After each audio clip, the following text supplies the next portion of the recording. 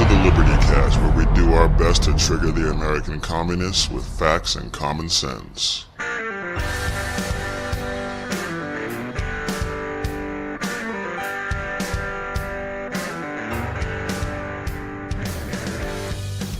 Hey, what's up, y'all? Welcome to the Liberty Cast. I'm your host, Big E, and we're coming to you a little earlier this week.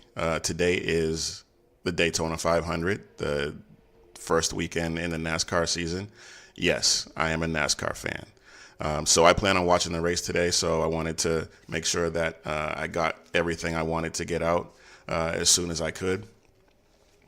I don't get to watch the sport as often as I would like, but I always do try to make time to watch the 500 because it is the biggest race of the season, and it's been a few months since we've watched the race, so that's what I want to do. But that aside, let's go ahead and dig in because there is a lot to unpack this week.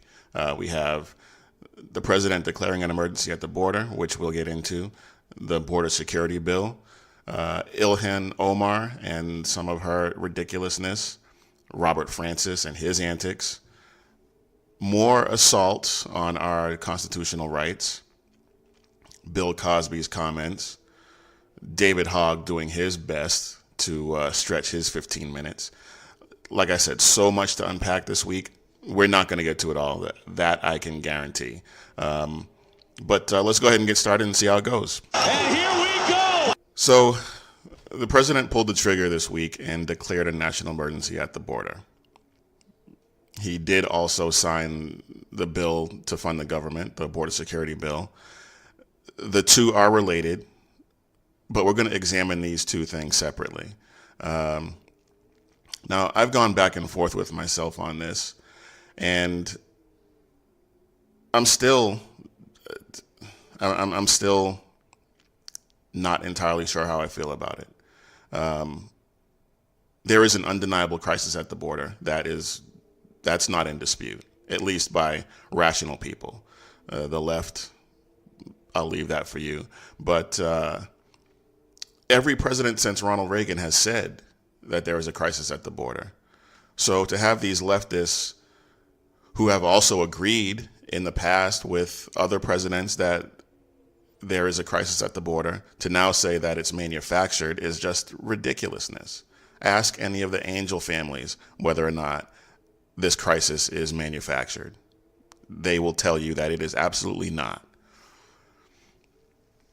But despite the fact that I do believe that is a crisis, I do not think he should have declared a state of emergency. There was a way out. There was a way out of this without a shutdown and without declaring an emergency. But I'll get to that in a second. Now, I know there are some conservatives out there that say that this emergency declaration is a good thing. Some conservatives whose opinions I respect, but I'm just not there yet. Now, I know that Nancy Pelosi and Hiawatha, with this declaration of an emergency, they've threatened to declare emergencies on guns and climate change and all that. Those threats aren't necessarily credible, at least the ones on guns. Climate change, possibly. They could declare an emergency once they get in power to try and enact this crazy Green New Deal madness. So we'll see how that plays out. But you always need to be aware of unintended consequences. Yes, he has the constitutional authority to declare this emergency based on the National Emergencies Act in 1976. And I said on social media that just because he can doesn't mean that he should. Last Monday, there were 1,800 apprehensions at the southern border. In January, there were 47,893 total apprehensions at the border. Children have died making the trip. That qualifies as a crisis. But despite all of that, I don't think he should have declared the emergency. Why? I'm in the camp that despite the threats from Hiawatha and Pelosi, I am of the camp that it does set a dangerous precedent. Now, I know that there are 31 or 30 some odd emergencies in effect right now. All of them are supposed to be renewed every 6 months, some going as far back as the Carter administration. Can't believe I'm saying this, but Carter's is actually still legit. Although that makes me wonder about Obama's $150 billion payment to Iran. I wonder if that violates Carter's emergency order. It's something we'll have to dig into. But either way, the emergency orders are kind of ridiculous. Some of them are just Google them and take a look at some of them. Some of them, like I said, are legit. Others are ridiculous. But that brings us to this border security bill. And this thing is a steaming, stinking pile of grade A monkey crap. Thanks, Rock, for that spot-on analysis. But when you hear some of the things that are in this bill, I think you'll agree. But do y'all remember this? But I say to Congress, I will never sign another bill like this again. I'm not going to do it again. Nobody read it. It's only hours old. Some people don't even know what it is. $1.3 trillion. It's the second largest ever. President Obama signed one that was actually larger, which I'm sure he wasn't too happy with either. Well, I don't know about all that. Obama loved to spend money, so I'm pretty sure he was happy with that. But that soundbite was from last year when he signed that spending bill, and it's almost as if he could have said that a couple days ago, because it's pretty much the exact same scenario. Yet here we are again. So all you people out there who think that I give Trump a pass and that I just go along blindly with anything he says, listen up, because he should have vetoed this bill and dealt with a shutdown. Yes, it would have sucked. It would have sucked for federal employees. It would have sucked for the economy. He would have taken a hit politically. Yes, all of that is true. But now the left has it in their minds that all they have to do is wait him out. Now, I'm not going to go so far as to say he caved, because politically, in a vacuum, avoiding a shutdown is the smart play. But the problem is that we're not in a vacuum. Now, The Rock said that this bill is a steaming, stinking pile of monkey crap. Here's why. First of all, the left is happy with it. So anytime the left is happy with something, you need to be alert, because if the left is happy, we're about to get screwed. Oh, you don't think so? Part of this bill actually incentivizes human trafficking, and that's not an exaggeration. Listen to Section 224A, and I'm quoting, "None of the funds provided by this act or any other act, or provided from any accounts in the Treasury of the United States derived by the collection of fees available to the components funded by this act, may be used by the Secretary of Homeland Security to place in detention, remove, refer for a decision whether to initiate removal proceedings or initiate removal proceedings against a sponsor, potential sponsor, or member of a household of a sponsor, or potential sponsor of an unaccompanied alien child." Now, what does that mean?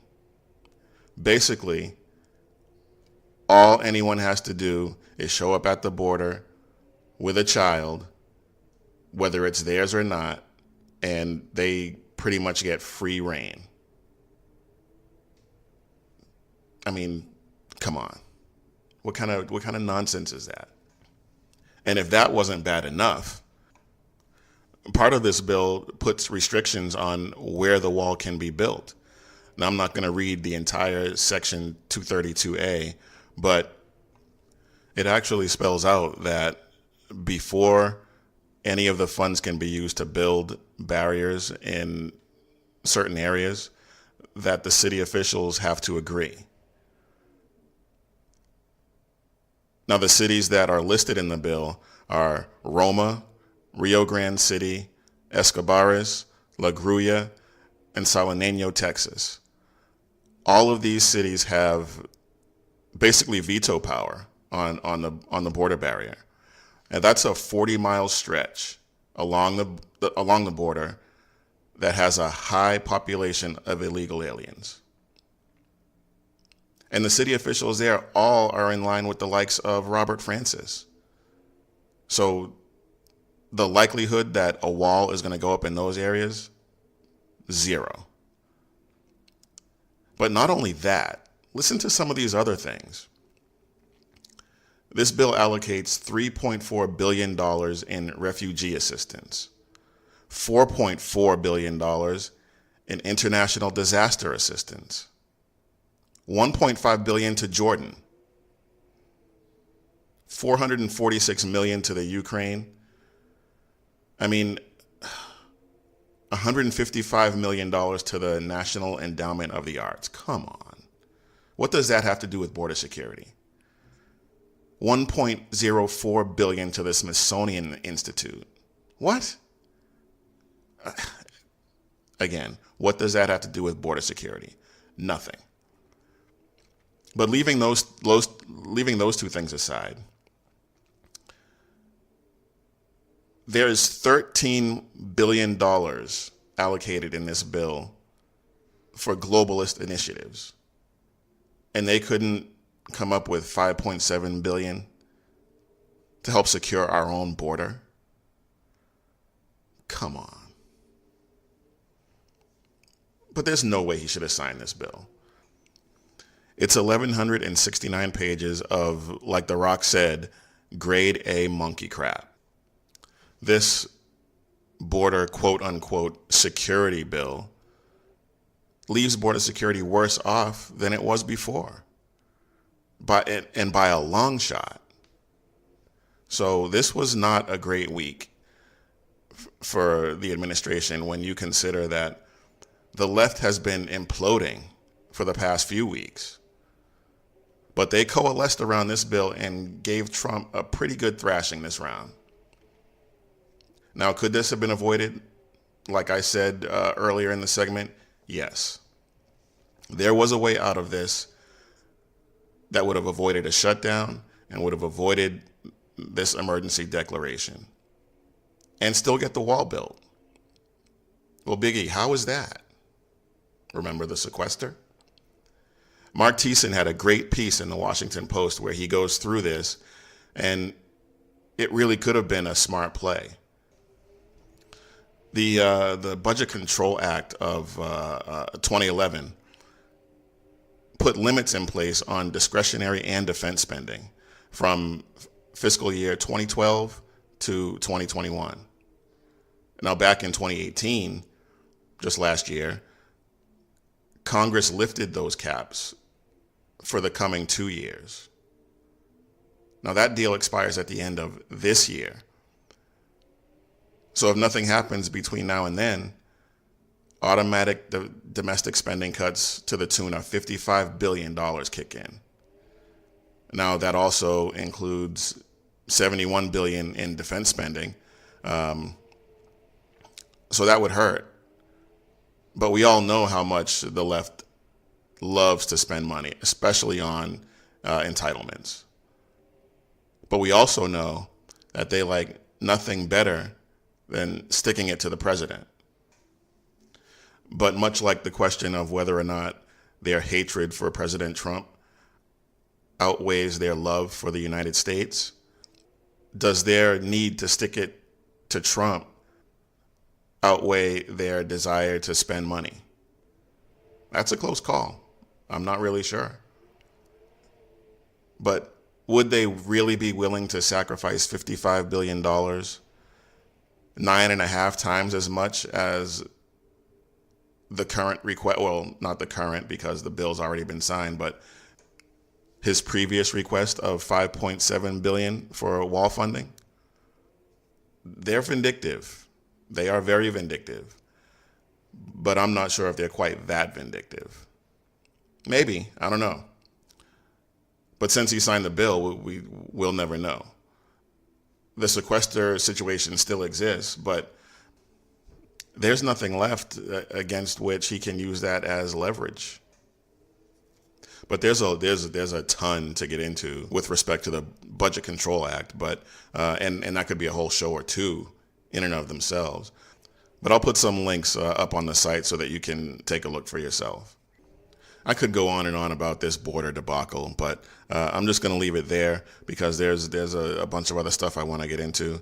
So we're going to go ahead and take a break, and when we get back, we're going to get into the left's assault on our constitutional rights.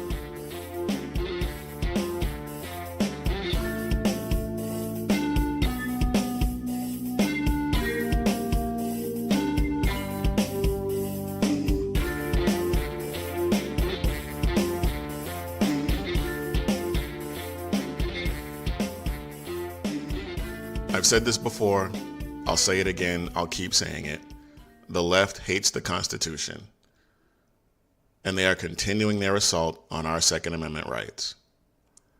This past Wednesday, the House Judiciary Committee held a markup of H.R. 8 to consider amendments to that proposed legislation. They have the House, they have the majority in the House, so this seemed to be little more than a forum to bash law-abiding gun owners like you and me. Let me back up for a second. H.R. 8, just so that we're all aware, H.R. 8 is the so-called Universal Background Check Bill, which, if signed into law, would require all private gun sales to be conducted through an FFL, Federal Firearms Licensee. Just like when you buy a gun from an online dealer, the gun has to be sent to an FFL so that they can run the background check. So if you want to sell your gun to a friend, someone you know, or if you just want to transfer it to a family member, it has to be done in the same manner as a commercial transaction. This is all about freedom and control. They want to chip away at your freedom and incrementally increase the control that they have over you. And none of their proposals ever seem to work. I mean, with respect to background checks, study after study has shown that the universal background checks, quote unquote, have little, if any, effect on crime. In fact, a 2016 study by the Bureau of Justice Statistics found that 90% of prisoners in state and federal prisons who possessed a gun while committing their crime obtained it illegally. This study and others validate what I and many others have been saying all along. Criminals are not the least bit affected by restrictions on you and I from purchasing guns. Criminals are going to get their guns, and all this does is put people like you and me at a disadvantage. Now, during this markup, Representative Sensenbrenner, a Republican from, I believe, Wisconsin, proposed a reasonable amendment which would exempt people who already have a license to carry a firearm from this requirement. That seems reasonable, doesn't it? I mean, if you've gone through the process of getting a license to carry, you have already been through a more extensive background check than what is done through NICS. But the left didn't want to hear that. And Jerry Nadler attacked him because he said that not all states require training, which is a non-argument. Training has nothing to do with this bill. David Cicilline went on the attack because he said that some states have no requirements for issuing licenses to carry at all, which is patently ridiculous. But if you've ever seen Cicilline do a hit on CNN or Fox, you know he's ridiculous. But this isn't about safety or preventing violence. And in case you need more proof that this is not about preventing gun violence or increasing safety, Jerry Nadler again attacked a proposed amendment that would exempt victims of domestic violence.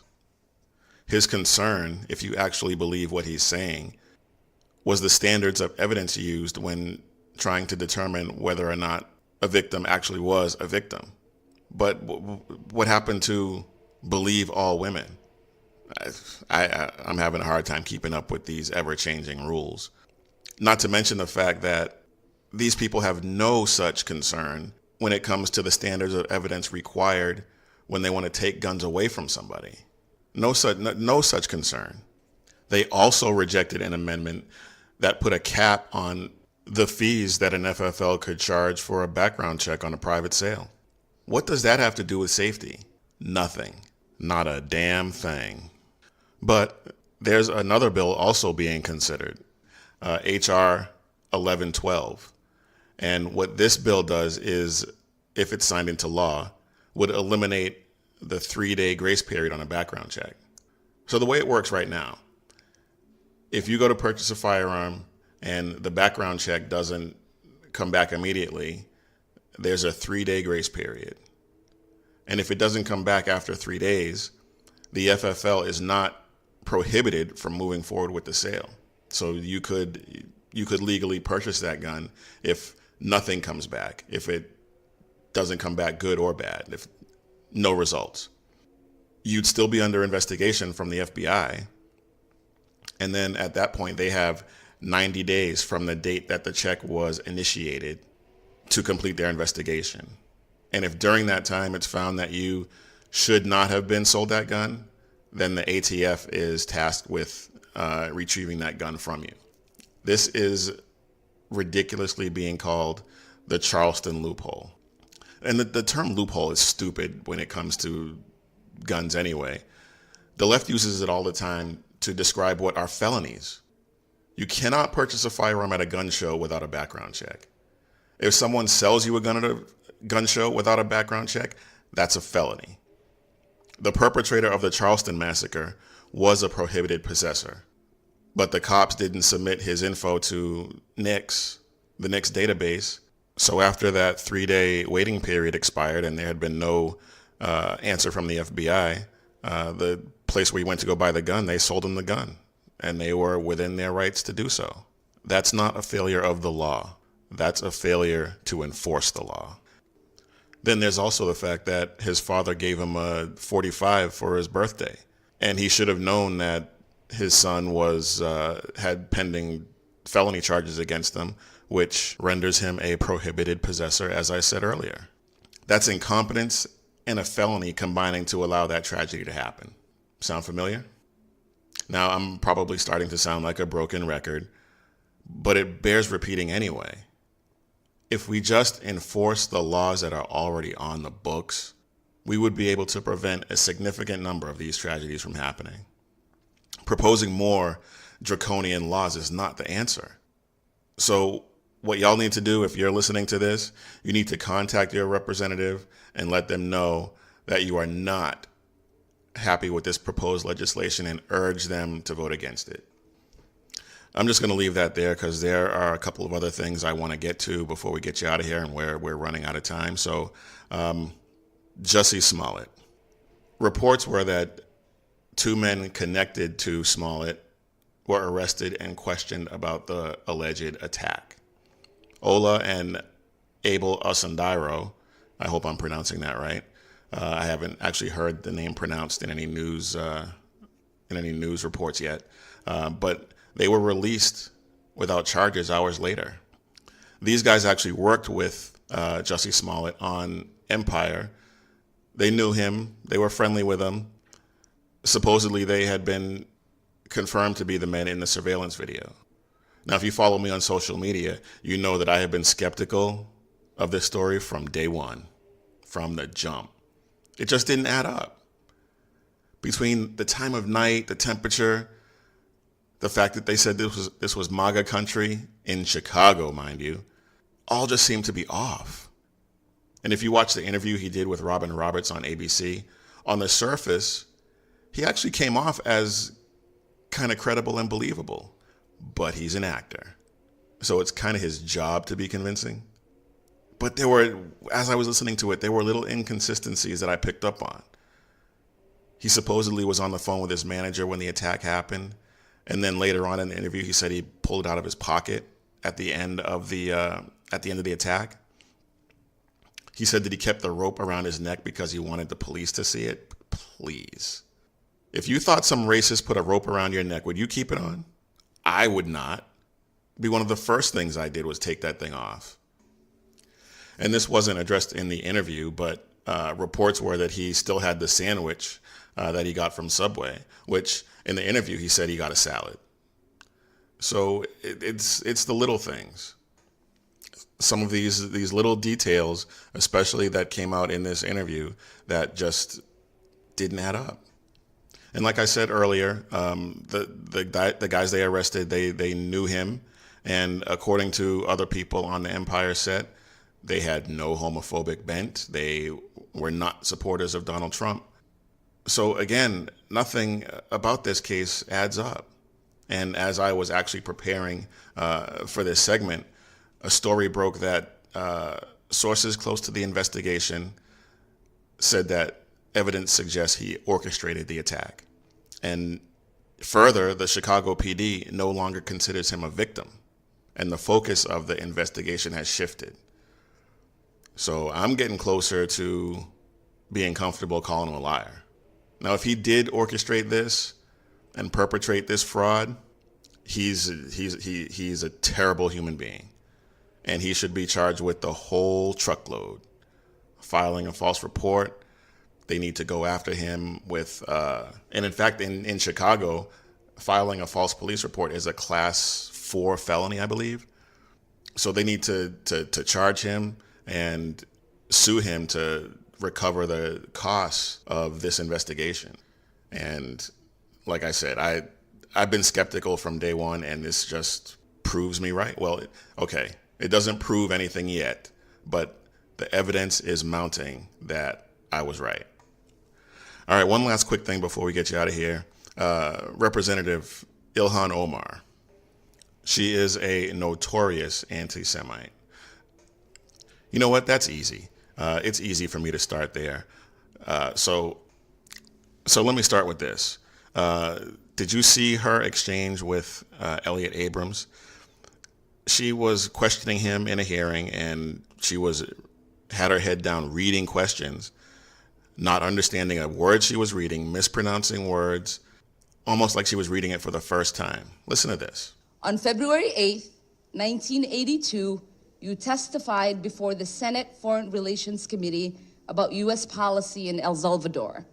In that hearing, you dismissed as communist propaganda report about the massacre of El Mozote, in which more than 800 civilians, including children as young as 2 years old, were brutally murdered by U.S. trained troops. During that massacre, some of those troops bragged about raping a 12-year-old girl before they killed them. Girls before they killed them. You later said that the U.S. policy in El Salvador was a fabulous achievement.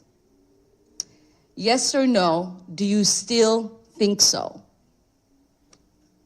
From the day that President Duarte was elected in a free election to this day, El Salvador has been a democracy. That's a fabulous achievement. Yes or no, do you think that massacre was a fabulous achievement that happened under our watch? That is a ridiculous question, and I Yes will not or no? No. I I'm will sorry, ta- Mr. I will take Chairman, that I- as a yes. I'll take that as a yes.